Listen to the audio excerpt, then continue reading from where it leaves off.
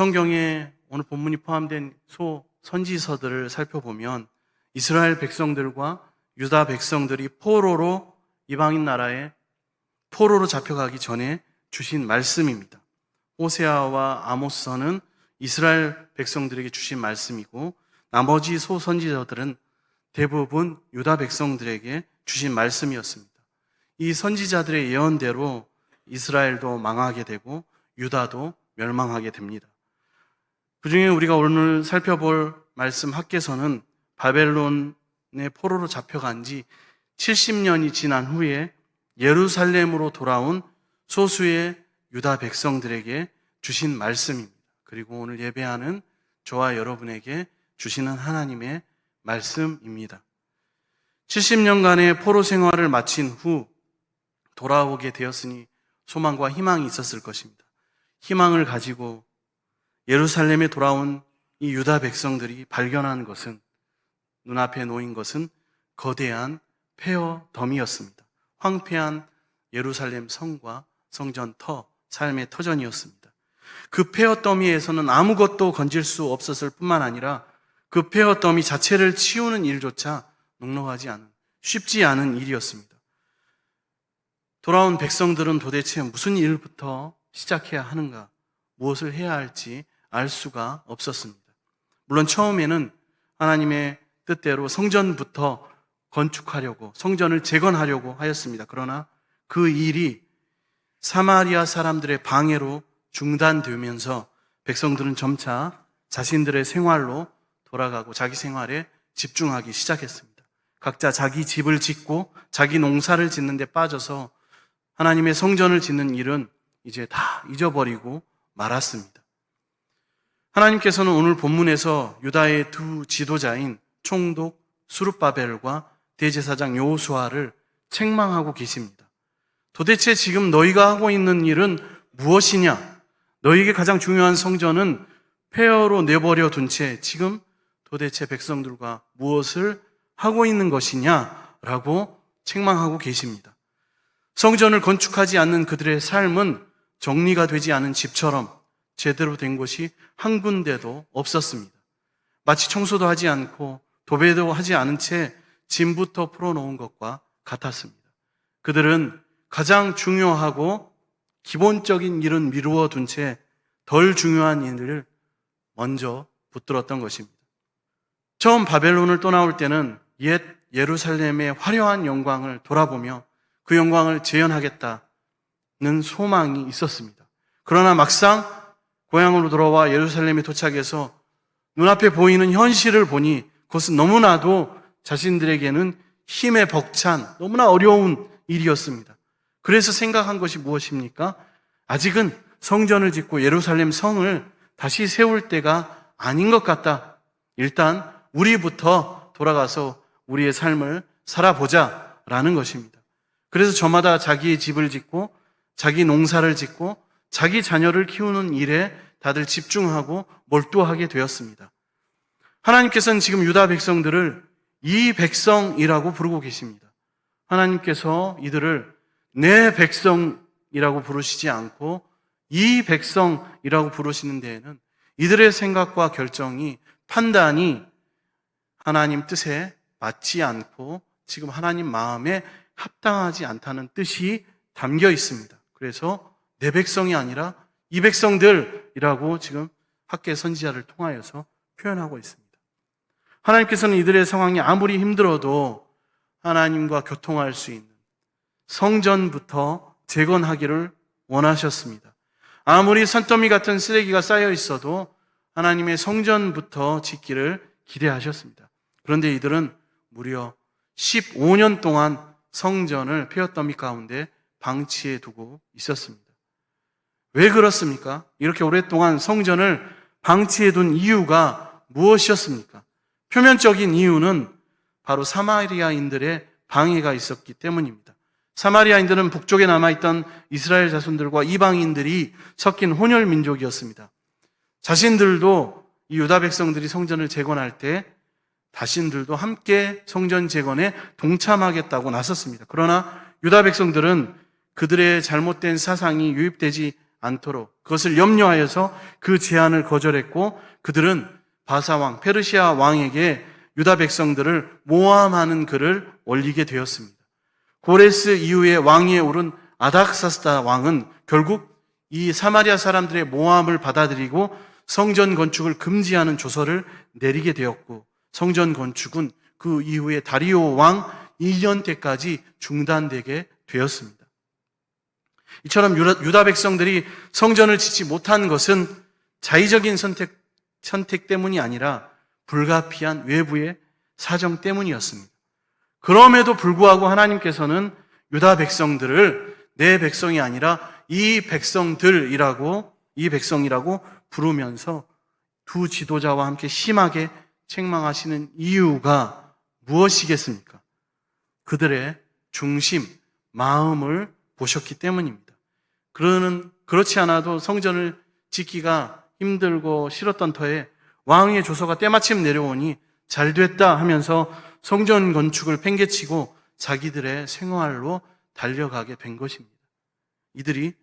이것이 바로 그들의 중심과 마음이었습니다. 4절을 보겠습니다.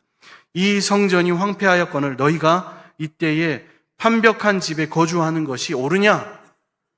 판벽한 집은 두 가지로 해석할 수 있습니다. 첫 번째는 화려한 집이라는 뜻입니다. 지금 건물 내부 장식이나 인테리어가 너무나 발달했기 때문에 나무 판자로 벽을 세우는 것이 지금 우리의 눈에는 좋아 보이지 않을지라도 포로 생활 70년 생활에서 돌아온 이 시대의 유다 백성들이 나무 판자로 벽을 세우고 이러한 집을 짓고 산다는 것은 너무나 대단한 일이었습니다. 또 한 가지 두 번째 해석은 내부를 화려하게 꾸민 집이라기보다는 벽을 나무 판자로 완벽하게 막아서 세운 집, 이것은 가건물이 아닌 완성된 집이라는 뜻으로 보는 것입니다. 자기들의 집은 완성이 되었다. 완벽하게. 다시 말해서 하나님 성전이 이렇게 폐허 가운데 버려져 있는데 어떻게 너희들의 집부터 완성시켜 놓고 살 수가 있느냐? 가장 중요한 성전이 미완성 상태로 있다면 너희 집들도 당연히 가건물 상태로 두고 어떻게 해서든지 성전부터 완성하려는 열정과 의지를 보였어야 하는 것이 아니냐? 어떻게 왕의 조서가 내려오기가 무섭게 성전을 내팽개치고 너희 집들만 완벽하게 해서 편하게 살려고 하는 것이냐라는 것입니다. 하나님께서는 유다 백성들에게 요구하시는 것이 무엇입니까? 성전을, 하나님과 소통하는, 교류하는 성전을 삶의 가장 앞자리에, 최우선 자리에 두라는 것입니다. 성전을 제대로 세우지 않았다면 너희들은 다른 일들도 당연히 제대로 할 수 없어야만 정상이라는 것입니다. 청소나 도배도 하지 않고 짐부터 풀어놓으면 집이 제대로 정리되겠습니까? 짐 푸는 일은 좀 미루더라도 우선적으로 중요한 일부터, 기본적인 일부터 해놓아야 생활이 하루빨리 안정될 것입니다. 아무리 아닥사스다 왕의 명령 때문에 성전을 못 짓게 되었더라도 우리들의 집은 성전을 짓고 난 다음에 짓겠다, 그때까지는 기꺼이 가건물에서 살겠다는 마음을 가져야지 왕의 명령이 내려왔다고 해서 자기들 집부터 완성해놓고 편안하게 살려고 한다는 것은 우선순위가 잘못된 것이라는 것입니다. 성전 건축을 중단한 또 다른 이유가 있습니다. 유다 백성들은 사마리아인들의 방해로 성전 건축을 중단했습니다. 그런데 우리에게 한 가지 의문이 드는 것은 과연 이들이 성전 재건을 등한시한 유일한 이유가 바로 이 사마리아인들의 방해이겠느냐 하는 것입니다. 우리는 이들이 예루살렘으로 돌아온 정황과 상황을 살펴봄으로써 또 다른 이유를 생각해 볼 수 있습니다. 짐작할 수가 있습니다. 고레스 왕 칙령으로 예루살렘으로 돌아온 유다 백성의 수는 노예까지 합쳐서 대략 5만 명 정도였습니다. 이것은 온전한 하나님이 해방을 주신 것이거나 하나님의 약속이 성취된 것으로 보기에는 너무나 작은 숫자였습니다. 일례로 출애굽 때는 남자 어른의 수만 60만 명이었고 여자와 아이들까지 합하면 200만 명이 넘는 하나님께서 내보내신 큰 집단이었습니다. 게다가 그때는 홍해가 갈라지고 요단강이 갈라지는 큰 기적도 있었습니다. 그런데 과연 5만 명 정도 돌아온 것을 가지고 해방이라고 할 수 있으며 나라의 이스라엘의 회복이라고 할 수 있겠느냐 하는 것입니다. 아마도 그들은 적지 않은 실망감을 느꼈을 것입니다. 그리고 생각하기를 무언가 이상하다. 온전히 해방이 되려면 적어도 출애굽때 정도의 인원은 되어야 하는 것은 아닐까. 그때 일어났던 것과 같은 정도의 기적과 큰 기사가 나타나야 하는 것은 아닐까. 아무래도 하나님께서 약속하신 때가, 해방의 때가, 이스라엘의 회복의 때가 아직 이르지 않은 것 같다. 그러니 지금 우리의 미약한 힘으로 볼품없는 성전을 지으려 할 것이 아니라 하나님의 때를 더 기다리는 게 좋겠다는 것이 바로 이들 나름의 판단이었고 생각이었습니다. 그들에게는 다윗처럼 성전 건축에 필요한 엄청난 재료들을 준비해 줄 왕도 없었고 솔로몬처럼 큰 역사를 일으킬 만한 지도자도 없었으며 그만한 일을 수행할 인구도 되지 않았습니다. 5만 명 정도로 이 일을 하려다가는 쓰레기만 치우다가 많은 시간을 다 보내게 될 것입니다. 그래서 아직 하나님의 때가 이르지 않았다고 나름 판단해 버린 것입니다. 어떤 의미에서는 이 판단이 이것이 사실이기도 했습니다. 바벨론 포로 생활에서 돌아온 것은 완전한 이스라엘의 회복이 아니었습니다. 그들은 새 시대를 준비하기 위해 보냄받은 그런 사람들이었지 구약 이스라엘의 나라를 회복하기 위해 보냄받은 사람들이 아니라는 것입니다. 그러나 그들은 자기 자신들이 지금 해야 하는 일에 대해서는 고민하지 않고 생각하지 않고 오히려 왕의 명령이 떨어지기가 무섭게 자신들의 생활로 달려가 버린 것입니다. 이처럼 성전 건축이 중단된 이면에는 쓰레기가 너무 많았다든지 돈이나 사람이 없었다든지 외부의 방해와 압력이 있었다든지 하는 이유 외에 바로 하나님 아버지의 마음을, 주님의 마음을 제대로 알고자 하는 성경적인 안목과 신학적인 이유가 있었습니다. 바로 그들은 우리가 돌아온 것이 온전한 회복인가? 만약 온전한 회복이 아니라면 이러한 상태에서 성전을 짓는 것이 무슨 소용이 있는가라는 문제를 바로 신학적으로 해결하지 못했던 것입니다. 유다 백성들은 예전과 같은 규모의 성전을 지어야만 제대로 된 성전을 짓는 것이라고 생각했습니다. 하나님의 나라가 온전히 회복된 후에 예전처럼 거대한 성전을 지어야 제대로 짓는 것이지 몇 명도 되지 않는 사람들이 초라한 작은 성전을 지어봐야 하나님을 욕되게 하는 결과밖에 되지 않는다는 이들의 잘못된 판단과 신학의 어떤 결여 그리고 성경적인 안목이 없는 상태에서의 패배의식이 그들을 지배하고 있었습니다. 결국 하나님의 뜻과 계획을 제대로 깨닫지 못한 것입니다. 이러한 문제를 신학적으로 제대로 해결하지 못한 것입니다. 그러나 하나님께서 유다 백성들을 바벨론에게 돌아오게 하신 것은 구약 이스라엘을 재건하기 위해서가 아니었습니다. 하나님께서는 새로운 성령의 시대를 여시고 전 세계와 열방의 하나님의 교회를 세우기를 원하셨습니다. 그래서 그들은 솔로몬의 성전을 재건하려 할 것이 아니라 하나님이 보내시는 성령을 받을 일종의 봉화대와 선발대의 역할을 했어야만 했습니다. 그런 성령을 받을 하나님의 성전을, 터전을 준비해야 했던 것입니다. 우린 여기에서 신학이 성경을 제대로 아는 것이 그리고 하나님 아버지의 마음과 뜻과 계획을 제대로 헤아리는 것이 얼마나 중요한지 알 수 있습니다. 돈이 없고 사람이 모자라고 환경적인 어려움이 산적해 있어도 신학이 분명하고 성경적인 안목이 있고 하나님 아버지의 말씀을 온전히 깨닫게 된다면 낙심하지 않고 얼마든지 모든 일들을 해나갈 수 있습니다. 그런데 자꾸 예전의 이스라엘로 돌아갈 생각만을 하니까 예전의 영광으로 돌아갈 생각만을 하니까 예전에 뜨거웠던 그때로만 그 상황으로만 가려고 하니까 돈도 없다, 사람도 없다, 재료도 없고 리더십도 없고 지도자도 없다. 외부의 방해는 심하다. 사마리아인들은 방해하고 권력은 우리를 성전 짓는 것을 막아선다. 아닥사스다 왕은 짓지 말라고 한다 라고 하면서 15년 동안이나 주저앉게 된 것입니다. 유다 백성들이 바벨론에 포로되어 갔을 때 하나님의 나라로서의 이스라엘은 이미 막을 내렸습니다. 끝이 났습니다. 이제 돌아야 할 나라는 옛 이스라엘이 아니라 다윗과 솔로몬 때의 이스라엘 왕국이 아니라 성전이 아니라 그리스도가 새롭게 지으시는 성령의 나라입니다. 하나님께서 학계 선지자를 통해 재건하라고 말씀하신 성전은 화려하고 외부적으로 세워지는 물리적인 건축물이 아니었습니다.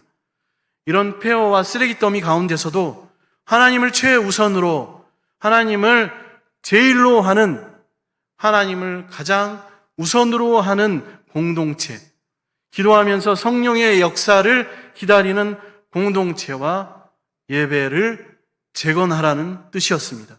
큰 건물을 지으라는 뜻이 아니었습니다. 사실 새로 지을 성전에는 법궤도 없었습니다. 예루살렘 성전이 무너질 때 없어져 버렸기 때문입니다. 법궤가 없는 성전도 성전이라고 할 수 있습니까? 구약의 기준에 맞는 것입니까? 그렇지 않습니다. 어차피 구약의 성전을 회복한다는 것은 불가능한 일입니다.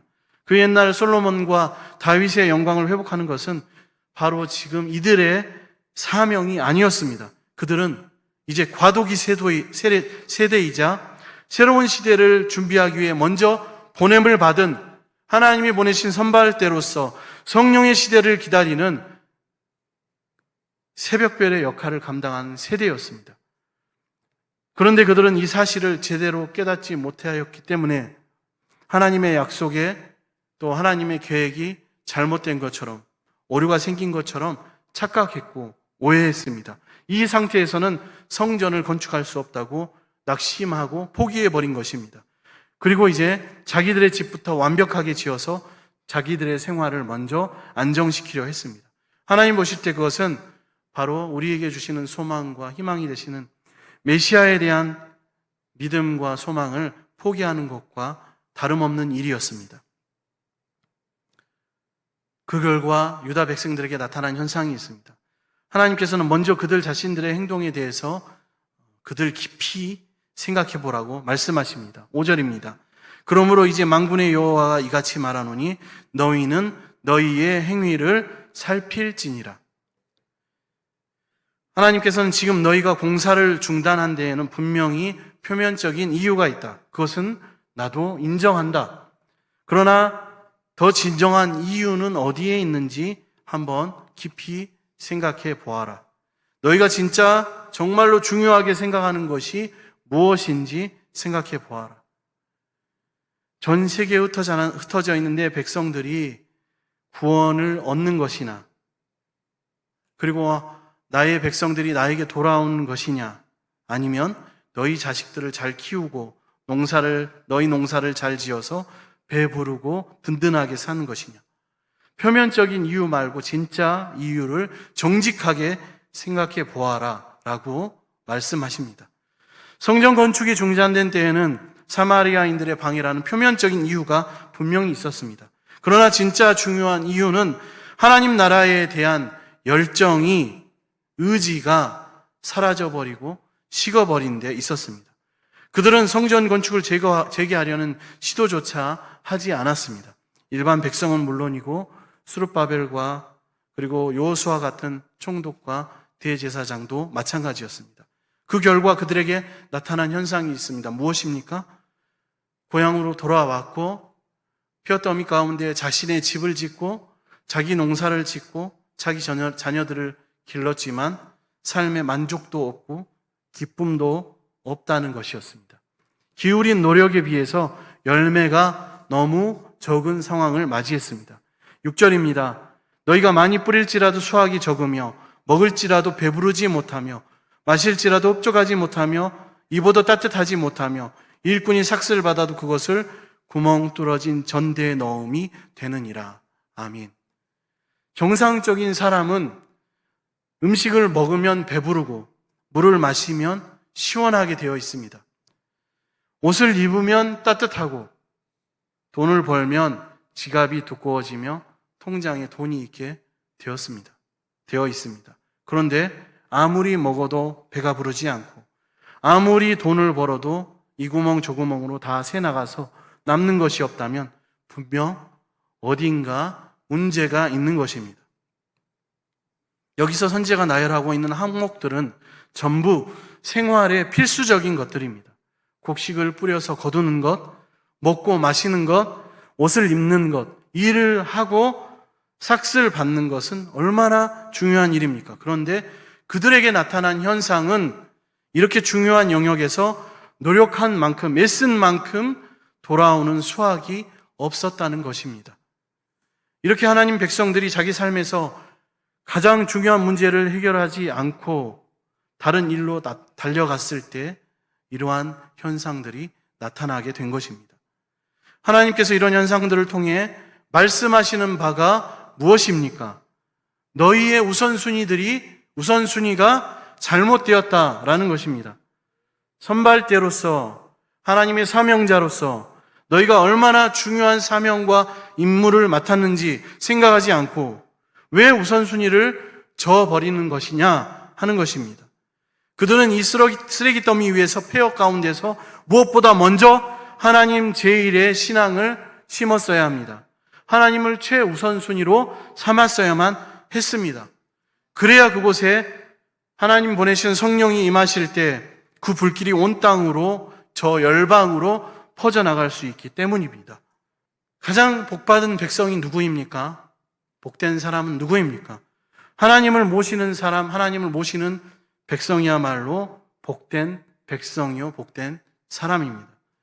세상에서 가장 복받은 자가 되려면 하나님께서 기쁘게 거하실 수 있는 그러한 성전을 세우는 것입니다. 하나님이 기쁘시게 거하실 수 있도록 자신의 삶을 거룩한 성전으로, 하나님 중심으로, 하나님 최우선으로 바꿔야만 합니다. 우선순위를 바로잡고 거룩을 위해 비싼 대가를 지불해야만 합니다. 비록 자신은 나는 완벽한 집, 온전한 집에서 살지 못한다 하더라도 주여 우리에게, 우리 교회에, 한국 교회에, 우리 가정에 성령을 부어 주옵소서. 우리 교회를 신실한 공동체로 세워 주시옵소서. 인간의 방법은 사라지고 오직 성령의 역사가 일어나는 공동체가 되게 하여 주시옵소서라고 기도하면서 그 일을 위해 기꺼이 내가 할 수 있는 대가를 지불해야만 하는 것입니다. 값없이 하나님의 은혜와 구원을 얻었지만 하나님의 뜻을 이루어가기 위해서는 값비싼 대가를 지불해야만 하는 것입니다. 우리는 어떠한 삶을 살아가고 있습니까? 우리는 어떻게 신앙생활을 하려고 하고 있습니까? 우리는 오늘 어떻게 예배하고 이 성전 밖을 나가겠습니까?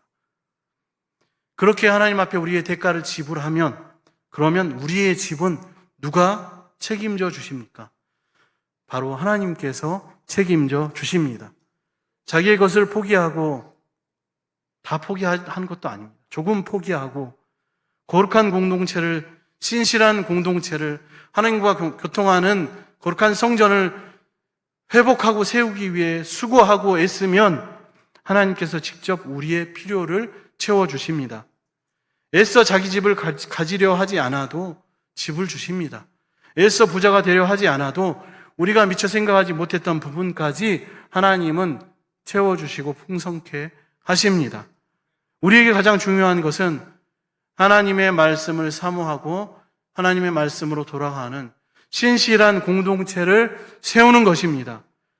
거기에서 세상에서 목마르지 않게 하는 생명수와 은혜가 폭포수와 같이 흘러나오게 될 것입니다. 이 놀라운 축복을 우리 자신과 우리 가족과 주변 모든 사람들에게 흘려보내게 될 것입니다. 이 은혜를 함께 누리는 우리 모두가 되시기를, 또 우리 군산 동부교회와 우리 한국교회가 되기를 축복합니다.